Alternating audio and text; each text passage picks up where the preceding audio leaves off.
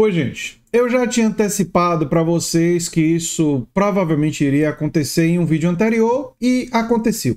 Joe Biden, o atual presidente dos Estados Unidos, desistiu da candidatura à reeleição à presidência, não é? Os motivos são óbvios. Ele já vinha mostrando há bastante tempo sinais de senilidade, de que o cognitivo dele não estava muito bom, né? E não são só uma ou duas ou três gafes, não, mas toda a aparência dele, né? Toda a capacidade dele de raciocinar, ficava claro que estava muito difícil, né, para ele, por questões de idade. Nem todo mundo que chega a essa idade tem esse tipo de dificuldade, mas tão cedo, né? As pessoas são diferentes, então tem pessoas na faixa etária do Joe Biden que estão bem cognitivamente. Um exemplo claro é do Bernie Sanders, que concorreu com ele nas primárias do Partido Democrata 4 anos atrás e continua bem do ponto de vista cognitivo e até um ano mais velho do que ele, né? E no caso do Joe Biden pairava também a suspeita de Parkinson, né? Um médico que é especialista em Parkinson se encontrou com o médico de Biden no início do ano, né? Teve isso, foi descoberto, aqui está a CNN falando sobre isso, né? Enfim, ele anunciou que desistiu a concorrer em um comunicado no X. Ele disse que cumprirá o seu mandato até janeiro de 2025. Eu vou ler para vocês na íntegra a carta dele, né? Foi isso daqui que ele escreveu no X. Diz Joe Biden: meus companheiros americanos, nos últimos 3 anos e meio fizemos grandes progressos como nação. Aí um pequeno comentário, não tanto quanto ele tinha prometido, né? Salário mínimo não aumentou, enfim, tem coisas, mas vamos lá. Hoje a América tem a economia mais forte do mundo, fizemos investimentos históricos na reconstrução da nossa nação, na redução dos custos de medicamentos prescritos para idosos e na expansão dos cuidados de saúde acessíveis a um número recorde de americanos. Fornecemos cuidados extremamente necessários a 1 milhão de veteranos expostos a substâncias tóxicas. Tudo isso aqui é verdade, viu? Aprovaram a primeira lei de segurança de armas em 30 anos, nomeada a primeira mulher afro-americana para a Suprema Corte, e aprovou a legislação climática mais significativa da história do mundo. A América nunca esteve melhor posicionada para liderar do que estamos hoje. Mais ou menos. Os Estados Unidos estão meio em decadência, especialmente do ponto de vista da educação e do conhecimento. Então, enfim, mais ou menos, viu? E a questão da lei climática, que ele diz aqui, legislação climática mais significativa, foi importante, mas está ainda muito aquém do que é necessário para o mundo. Então, sabe como é político, né? Sempre exagerando os seus feitos, né? Mas vamos lá. Sei que nada disso poderia ter sido feito sem vocês, povo americano. Juntos superamos uma pandemia que ocorre uma vez num século e a pior crise econômica desde a Grande Depressão. Protegemos e preservamos a nossa democracia e revitalizamos e fortalecemos nossas alianças em todo o mundo. Mais ou menos nas alianças, né? A atitude de apoiar acriticamente Israel fragilizou os Estados Unidos, que foi alvo e tem sido alvo de muitas críticas pelo que tem acontecido na faixa de Gaza, limpeza étnica / genocídio, né?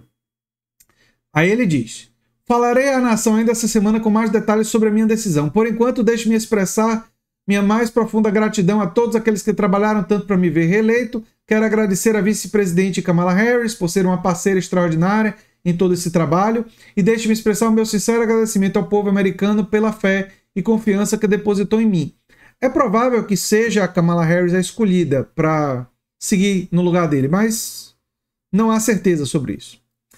Acredito hoje no que sempre acreditei, que não há nada que a América não possa fazer quando fazemos isso juntos. Só temos que lembrar que somos os Estados Unidos da América. Enfim,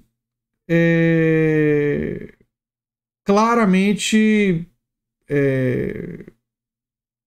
indicando que não vai mais ser o candidato à presidência, né?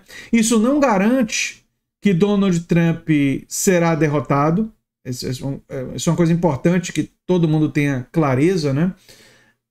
E o Joe Biden também não era assim uma figura tão simpática assim. Além do apoio dele a Israel, né?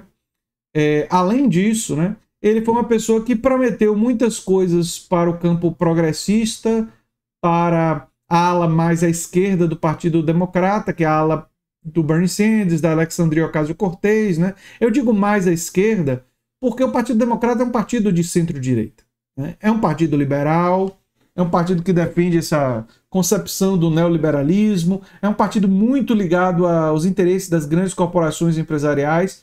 Então, a ala progressista, na verdade, tenta empurrar pelo menos alguma coisa do interesse da classe trabalhadora, do interesse de movimentos sociais, mas é uma ala relativamente enfraquecida, né, que tem uma base social, uma base de apoio na população em setores, né, mas não é o núcleo do Partido Democrata, né? E se o Partido Democrata é de centro-direita, é um partido liberal, né, em algumas questões não é nem centro-direita, né, em algumas questões é bem de direita mesmo, o Partido Republicano é um partido hoje, já há muito tempo, de extrema-direita, né? Aderiu à concepção completamente corporativista no sentido dos interesses das grandes corporações empresariais, né, das multinacionais, ainda mais do que o Partido Democrata, e olha que o Partido Democrata tem bastante disso, e é um partido mais militarista, mais, enfim, vinculado, inclusive, hoje à internacional neofascista, né? E movimentos neofascistas em todo o mundo. O Donald Trump, e aí tem uma coisa que o Biden diz ali, que tem a ver com o fato de que por que seria tão importante que o Trump fosse derrotado nos Estados Unidos? Mesmo que o candidato escolhido seja uma candidata tipo a Kamala Harris, que também está alinhada aos interesses das grandes corporações. O Donald Trump, além de fortalecer, se ele for eleito novamente, o que seria péssimo, né? Ele fortalece uma visão de negacionismo climático.